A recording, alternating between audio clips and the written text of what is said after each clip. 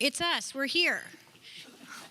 Dan, come on up and join us in the white chairs. Hi, everyone. It's getting so close to happy hour. We're drinking coffee, but soon. Y'all, thanks so much. I'm excited to have this conversation with you. I want to kick it off, I think. We got an introduction there. Oh, we're going to snag a microphone for Dan real quick. Y'all,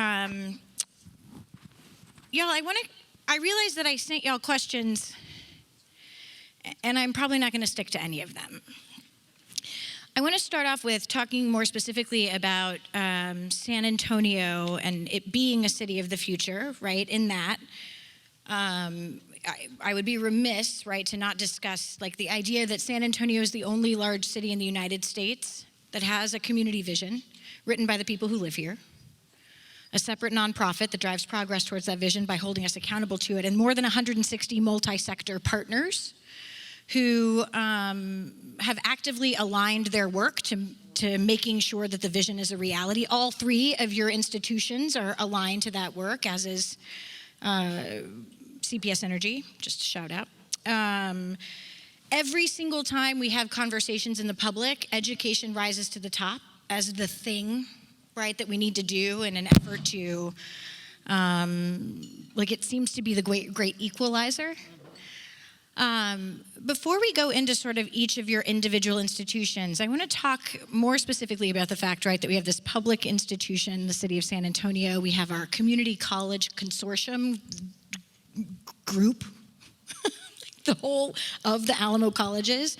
We have this fantastic children's museum, the DoSeum, in our community. What is to y'all, the purpose behind or the importance of multi-sector collaboration to help San Antonio achieve its vision of educational opportunity for everyone?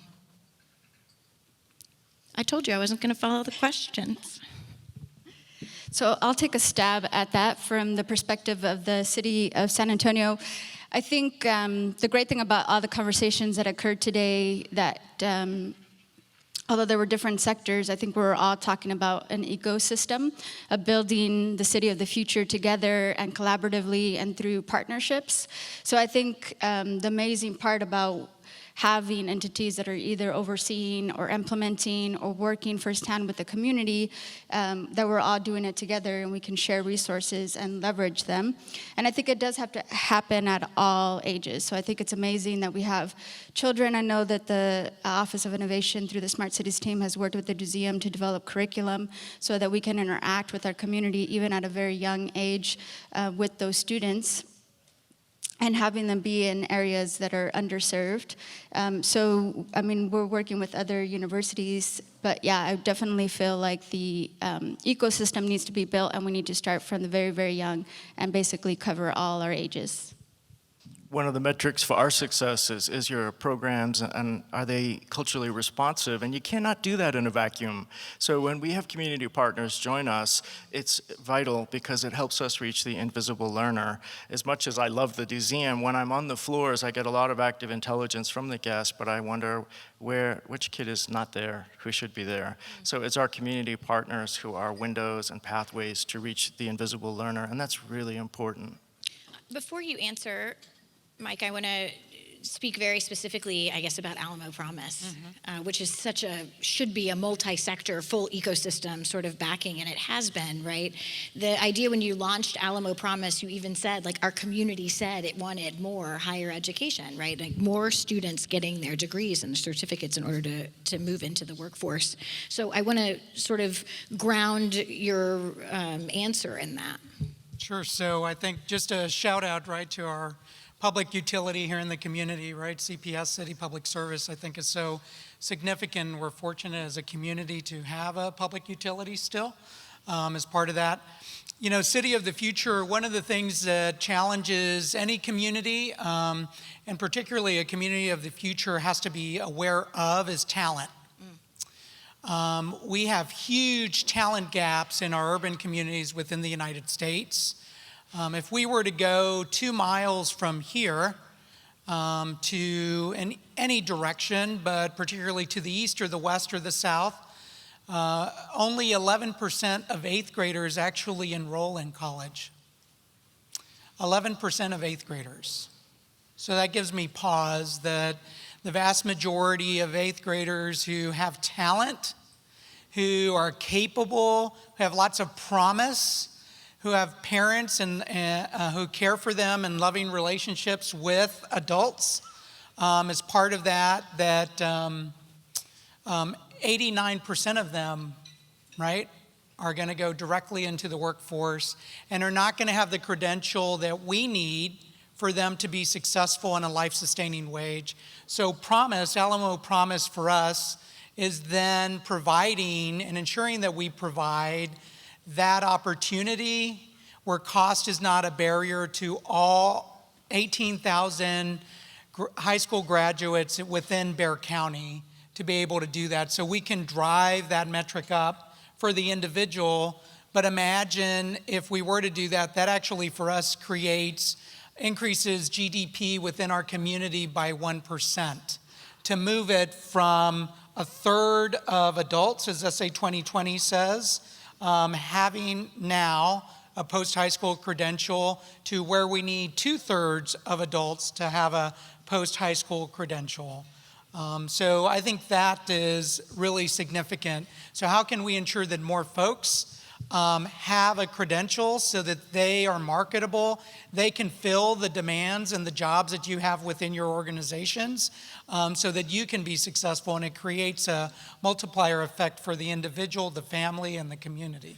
Yeah, I think there's something very special about San Antonio in that we are having sort of very difficult conversations right now. We've been having these kind of difficult conversations. You know, San Antonio is one of the top cities for college-educated millennial growth. We know that's not by happenstance, right? That was a multi-sector approach to making our city a space where young people wanted to come here for jobs. And at the same time, as you mentioned, right, a third of our community has a post-high school credential. We know that we need to increase that exponentially because jobs today need something beyond high school. I want to talk about smart cities, specifically Candelaria, and I want to ask the question about what, if we're doing a yes and approach, right?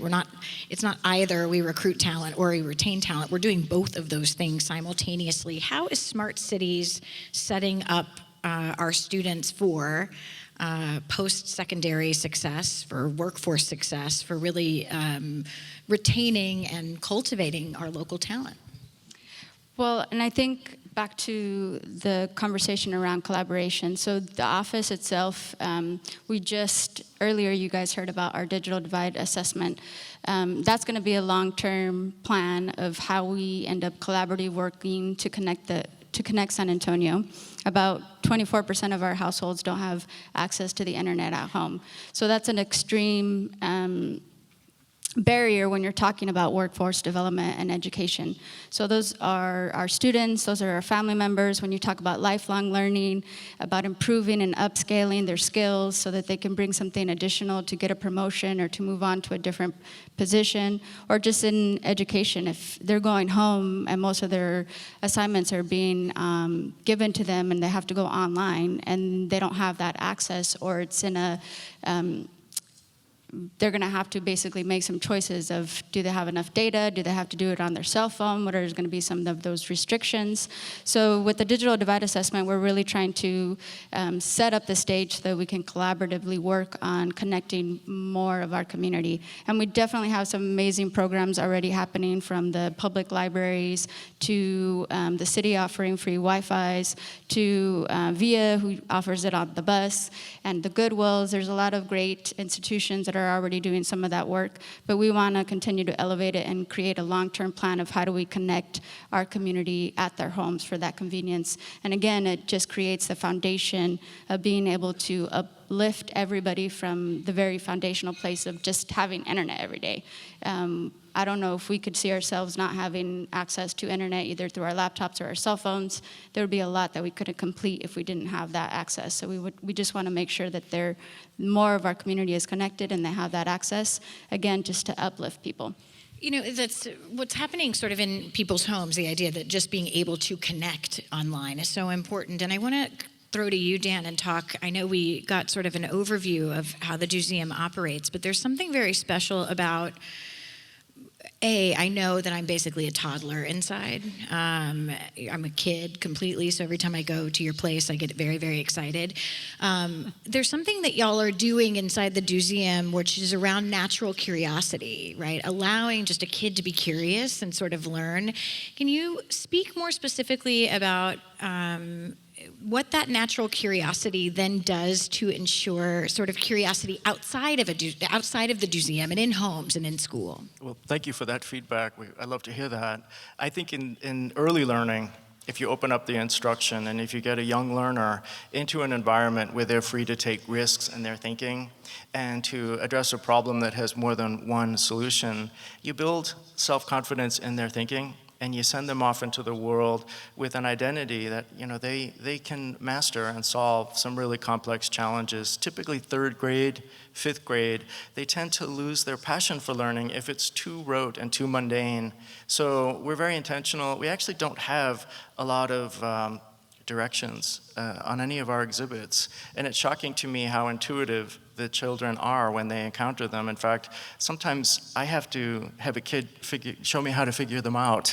And I have great confidence in a child's capacity for joy and wonder, curiosity. We feel those are like the powerful first and second gears of learning that get them up a hill. And that hill usually comes in third or fifth grade when they're told on testing results that, oh, well, you're here and you need to be here. We hear so much about what children struggle with. I'm also interested in knowing what are they masters at. And Denmark, the Lego Foundation, is doing some amazing work with social cohesion and building these communities of learning and active participation. They consider children their role models. And that's true. If you watch them and listen, they show you and teach you exactly how they learn, and that's the fun that we're having. But it's very important for us, for people to see that and to understand that we are, by design, introducing enough ambiguity so that in life the children have confidence to deal with it. I appreciate sort of this idea of ambiguity, where it's like a mantra at SA 2020 to be curious. And I am going to come to you, Mike, mostly because I think when you were president over at Palo Alto College, I feel like it was your curiosity that led to Palo Alto doing some really interesting things, like asking why a student wasn't showing up, which led to the Share Center, right? This like one-stop hub for sort of students who need help outside of, this like wraparound service. And I was very excited when you became the chancellor of Alamo Colleges, not only because it's a fancy title and you're kind of my pal and I enjoy that my pals move up in the world, but two, because I was like, oh, how great to have somebody who's naturally curious be the chancellor of Alamo Colleges. And I'm interested in knowing, as a guy who asks questions like why, the types of things that you've been asking about your students and how that's pivoted the way Alamo Colleges has been operating. I think it's incumbent upon all of us to ask why and be curious within the organization or with our colleagues or the team that we lead or support as part of that. So I'm wondering in the full spectrum, right, between what Candelaria mentioned and then also what Dan spoke about, and looking at the digital divide and that gap, and then getting students, once they're powered up, to ensure that we facilitate curiosity. So promise itself is part of that, and that's a why. So why don't graduating high school seniors who have academic capability and promise themselves go to school? And it's because they're weighing opportunity costs, right? Between if I go to college, then how many hours less do I work in my 30 to 40 hour job, and how many less dollars do I give to the household budget? So that, I think, is a why. One of the things that we're looking at now in particular is universal access to course materials or instructional materials. Only about 60% of our students actually buy their instructional materials. The other 40%, and we're not unique for an urban community college system, the other 40% of students try and figure out how they're going to get those instructional materials. What are they going to do? Are they going to bum some notes or things off of a friend? Are they going to go to the library and check it out? What if it's actually a code that's online? How do they get that? Is it dependable? What time is the library open till? So I think there's a lot of questions that we have to ask. The other part that goes to talent is San Antonio last year created 20,000 net new jobs. We, as just one entity with our 5 colleges, produced 12,000 credentialed individuals. And then we have IT and manufacturing, aviation and aerospace, financial services, perhaps public utilities that are looking for talent and they can't find them. So imagine if those 12,000 net new credentialed individuals were aligned in some way to fill that talent gap. So that's one of our big whys now is how do we look at alignment between the net new 20,000 jobs and the 12,000 credentialed individuals from our organization?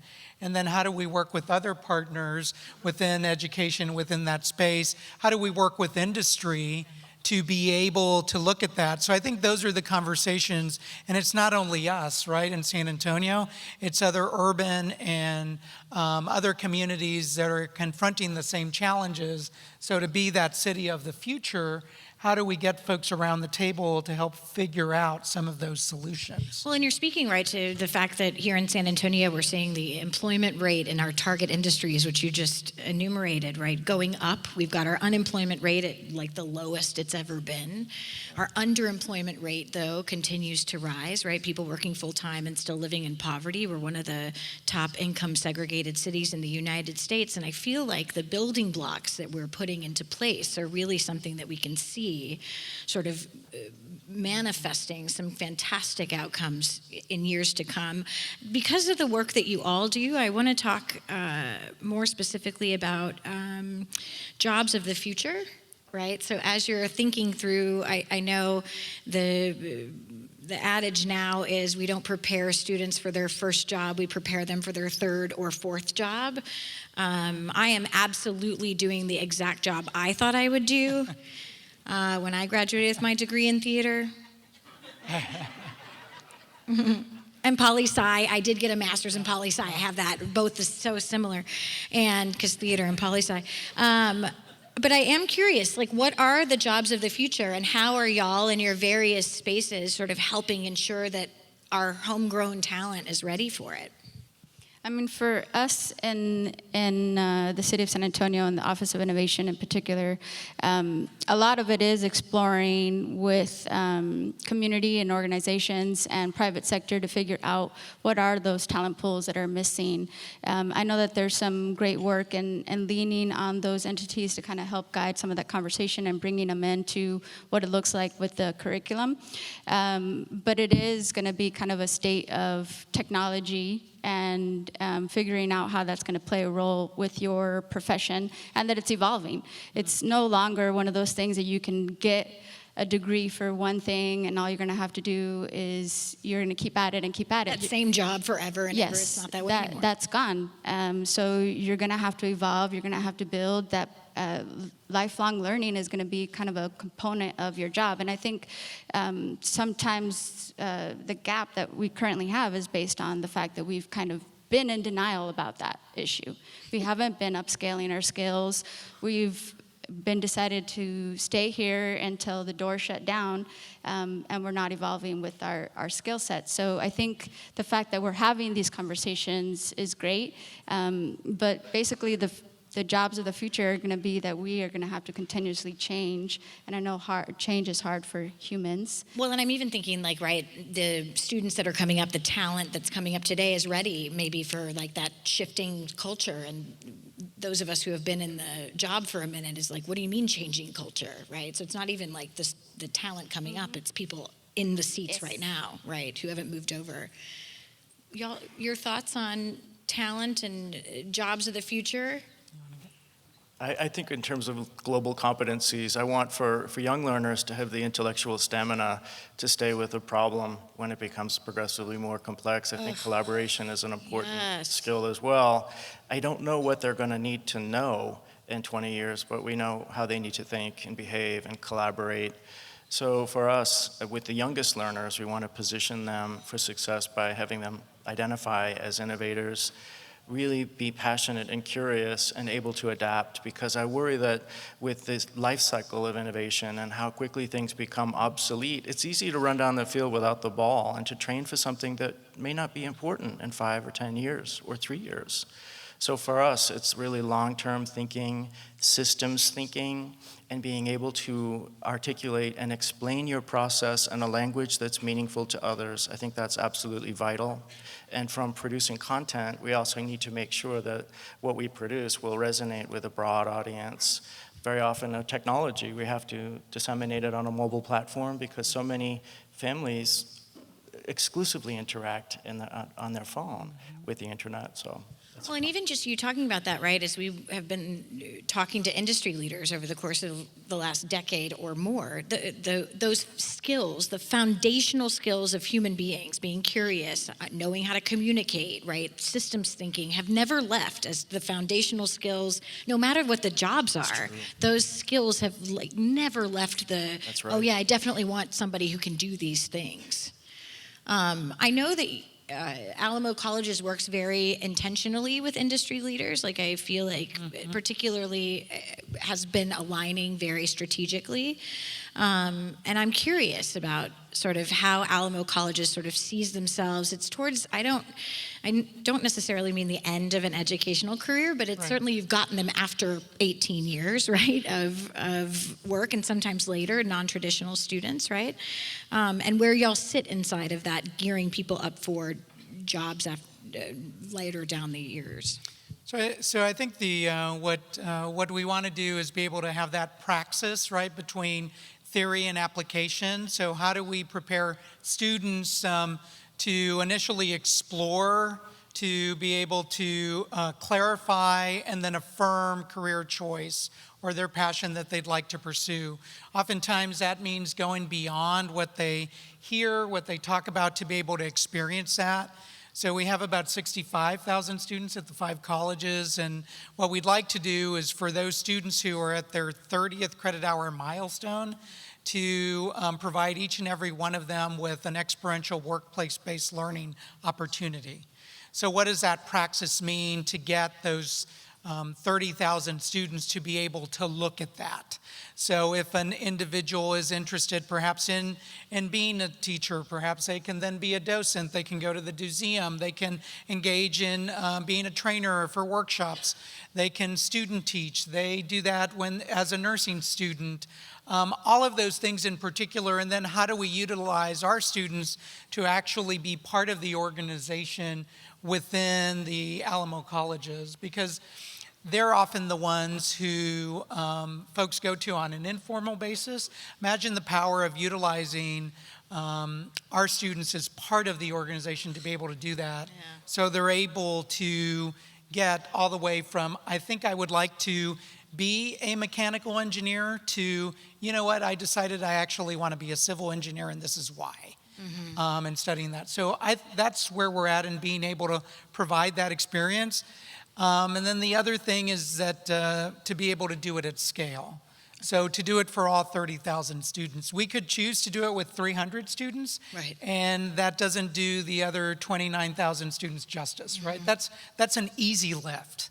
And I think for communities in the future, we have to figure out how can you do that at scale and how can you hardwire that into the system. So that's what we'd like to do for all of our students, and we're in the process of beginning that. Yeah, I love that. I want to switch gears for a minute. You're all sort of touching on it, but I want to be more intentional about your answers on this one by asking the question.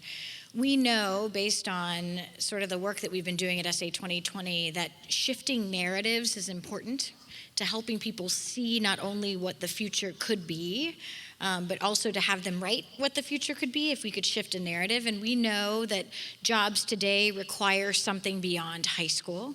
And we know that if the San Antonio metro region would increase bachelor's degrees by 1%, about 14,000 degrees, we could see a $1.4 billion economic return to San Antonio MSA. So the narrative, college is not for everyone, to us is like, it should be a thing of the past. We shouldn't be saying that sentence at all. It's a narrative that starts in the negative, which is never good. And I'm curious, the work that y'all are doing in your individual spaces and also collectively, what are the narratives you are actively working to shift? I would say that it would be that everybody needs a post-high school credential. So, up to grade 12 is compulsory. I would say that actually you at least need 6 months to several years beyond that for us to be competitive globally. We see the amount of folks in STEM and in other areas that other countries, cities, states, and communities are generating credentialed folks. And so if we in San Antonio or in other communities, if we're to be a city of the future, that is ensuring that folks have a credential beyond that, beyond high school. So if we looked at the Industrial Revolution, that's when they said we're going to go ahead and go to grade 12. We have gone through several other iterations beyond that, and we still have the same educational system and structure in place. And so looking at how do we innovate and how do we prepare for the future, it really is that. And we need to determine what those look like, and then how do we work together? What's the intersectionality to be able to do that effectively, efficiently, and to be able to serve folks who would say, well, college is not for me, but perhaps this badge is for me and I'm interested in this. Yeah. So I think those are the questions that we have to ask, right? And I know that folks are primed to be able to do that at the reception, which will occur. What time does the reception occur? After the next panel. Okay, after the next panel. All right. After the next panel. I'm just gauging the audience here. I see them. Yeah. Yeah. Narrative-wise, like, are y'all? I would assume, is particularly I say this with such love and care, but an Office of Innovation inside a city organization is automatically changing narrative, right? I love you, City of San Antonio, but that's an interesting sort of space. Is there a narrative that you feel like y'all are shifting or changing inside the city? I mean, yeah, we have those conversations even just outside of education, with just our normal regulatory processes that occur in a huge city like the city of San Antonio. So it is about, to your point about getting to yes and then figuring out how we can do that in a little bit more effective time frames. Is there things that we're doing and why are we doing them? We ask why all the time. Because we're trying to figure out, is there a law that makes us do this? Or is it some tape that was put in there because somebody did it wrong once? Right.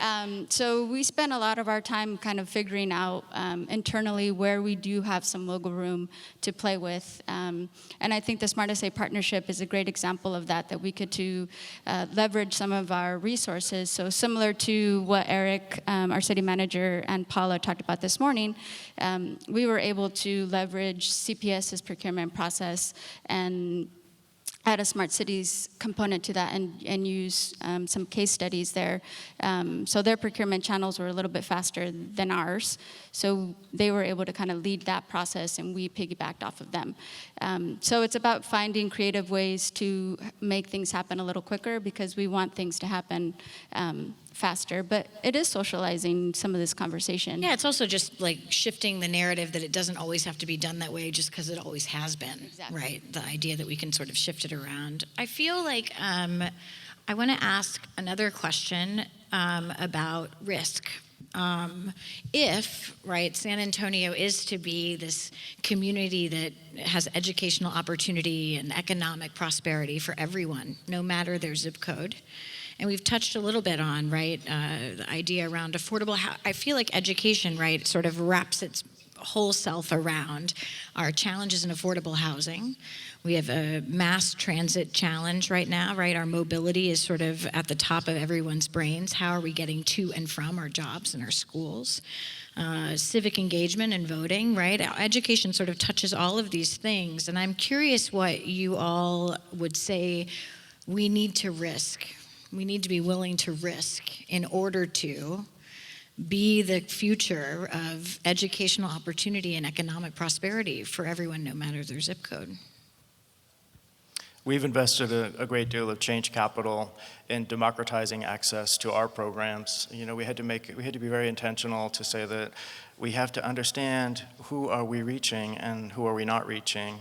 We had to do some very coherent digital strategy to map where our learners were coming from, who was underrepresented, and then we had to throw down the gauntlet and say, we're going to allow any guest on public assistance to come at a deeply discounted admission. And so it's about an 80% discount for them to come and participate.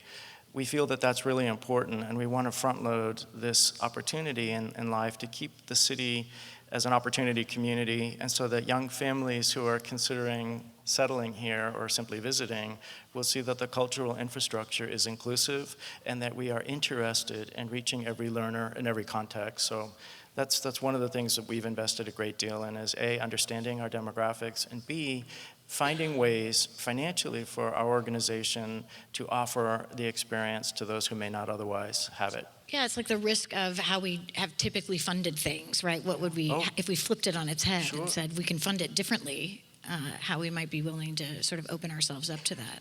Also, I would look at a synthesis of research evidence and study projects that have worked in other fast-growing creative economies. You know, not just Northern Europe, but parts of Africa and India now are doing some amazing work, crowdsourcing infrastructure, really building a very creative solution to a very unique problem. I'm thinking systems of water, safe water, power. I wish we thought the same way as dynamically about systems for learning. Yeah. What should we risk? I mean, for us, I think back to the community engagement piece, I think it's also being able to be vulnerable and not always having all the answers. And I think for us, that's kind of the space that we have to be in. Similar to, I mean, with smart cities, it's emerging technology. It hasn't been tested before. You're changing people's behavior. So it's a component of regulation, behavior, economics, funding. It's really complex. So you have to come with it with some humility and some vulnerability to know that you don't have all the answers. And it has to be a cohesive and collaborative effort to kind of get to the best path and look at maybe some long-term visions that maybe can't be accomplished in a year or two, but establishing a strong foundation that you can move forward towards. But couldn't you imagine if we just would say, like, I don't know the answer, let's figure this out together? Yeah. Like, how many cool things could actually happen if we would just risk our ego? Just once. How cool that would be. Mike, what do we have to risk? I think we have to blur boundaries, make sure that they don't exist. How can we do that? So how can we, the DoSeum in our offices are about a mile away, right? So what are some of the boundaries that we can cross to be able to do that? And we've started on that track for about the last year plus, so Promise is part of that. That's a $122 million venture in the first 5 years. So how do we partner with the city and the county, private funders, corporate entities to be able to resource that, right? If transportation is a challenge for us, then we work with our public transit entity. If a quarter of our students are food insecure, then we work with our food bank. If we want to be able to ensure the quarter of our students that have children, that we are working in concert then with other entities where it's not our wheelhouse, but where we know we can glean best practices from others. So I think that is what it is. How can we upend the existing structure to really focus on how we deliver for the future for our folks? Y'all, I love every single one of those answers. And we ask that question a lot, and it sometimes throws people, and they're like, we need to be willing to risk coffee. They don't know. I'm gonna come down into the audience because apparently I can do audience questions. And we have about 6 minutes left, so I'm going to take a couple questions from the audience, which is really going away from the list of questions I sent over. Anyone got a question for the panel? This is me in my Phil Donahue moment. Yes, sir. There's 3 people in here who remember Phil Donahue. About education in San Antonio, we have put into place a preschool program with Mayor Castro. We've got a new program with Alamo College. But to me, we're overlooking what is maybe the biggest problem. And if we look at education from a zip code point of view, we have a high school dropout problem by zip code that is huge. There's some zip codes that have a dropout ratio of 10 and 15% of people that enter high school that do not finish, and you can't get the kids into college if you can't get them out of high school. Now, your problem, which you all know, is you don't control the money to the schools, and you don't necessarily control the boards. So you've got a difficult problem. What can we do to solve this zip code dropout problem? So I can one thing that we've seen is of our 65,000 students, actually 15,000 of those are high school students that are currently enrolled.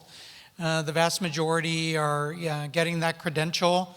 They're getting those credentials in some of the school districts or zip codes, which you mentioned in particular, and they're succeeding at a rate that's twice as high as the national average for urban communities.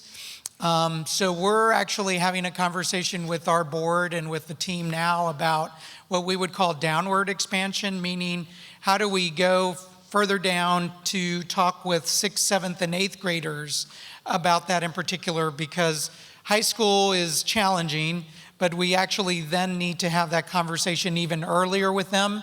It's not solely resourced from us because, as you mentioned, that isn't usually our sandbox. So we have to then partner with those specific school districts to do it. And so that would be something we're cognizant of, but we're not the only, as you know, we're one of multiple players within that space. So we need to work with others to be able to look at that. Yeah, there's something very specific about that targeted intervention space, right? Where we're looking very specifically at disaggregated information to figure out where we can shift our resources and programs. So I appreciate that. Thank you. Well, thank you for your comments. I'm here from Austin, and I'm just wondering, I visualize us as a region. Transportation issues, water issues, they're all things that we'll be facing together. And I'm just curious, are there any initiatives with Austin and San Antonio working together? Because we have the same issues. I can give you the demographics on where high school is low. You can't afford to live in Austin anymore if you're a policeman or a teacher. Particularly I'm thinking of teachers now. So what can we do together? Thank you. Should I be the one to say, I'm sorry you're from Austin first? I'm sorry. I'm sorry you don't live here and you live in Austin. I apologize. Y'all, are you doing stuff with other museums in Austin or with other universities, colleges in Austin? Or is Austin a smart city? Do we know? Is Austin, yeah? I mean, ish, because it's Austin. No offense. No offense, you're in our city. Welcome. Yeah, we do work with the city of Austin on smart city efforts. And it's a lot of sharing best practices. What are they doing? What are we doing? Finding alignments in that way. I can't pinpoint something exactly that we're doing, and I'll let you guys speak on the educational side, but we're mostly right now just continuing conversations and communications with them, but we're definitely open to, in the future, collaborating with the city of Austin on projects. Museums play nice. We tend to do a lot of collaboration across the spectrum because everybody struggles with something. We've had a lot of good fortune gathering resources and getting support for our work. And I know our development team and our advancement team has gone to Austin to work with the Thinkery, which is a fabulous organization looking to expand its footprint and domain. we love this. And we're also looking at how can we leverage shared assets, curriculum tools, and also what kind of partnerships can we mirror. We spent a lot of time in Austin looking. We were at South by Southwest. We brought the City Lab that I showed you here today to show participants in that setting that we were able to engineer this and make it freely accessible. And that was, you know, we can share what we do. I think that's a very powerful thing, but also we can listen and learn from our sister cities that are struggling with very similar challenges. Yeah, I appreciate that. I think about this meme I saw recently that was like, be like I-35 and work on yourself all the time, no matter how inconvenient it is for everybody else. Did y'all see that? So every time I hear about Austin, I'm like, yes, hi, Austin. I wish we could get to you faster.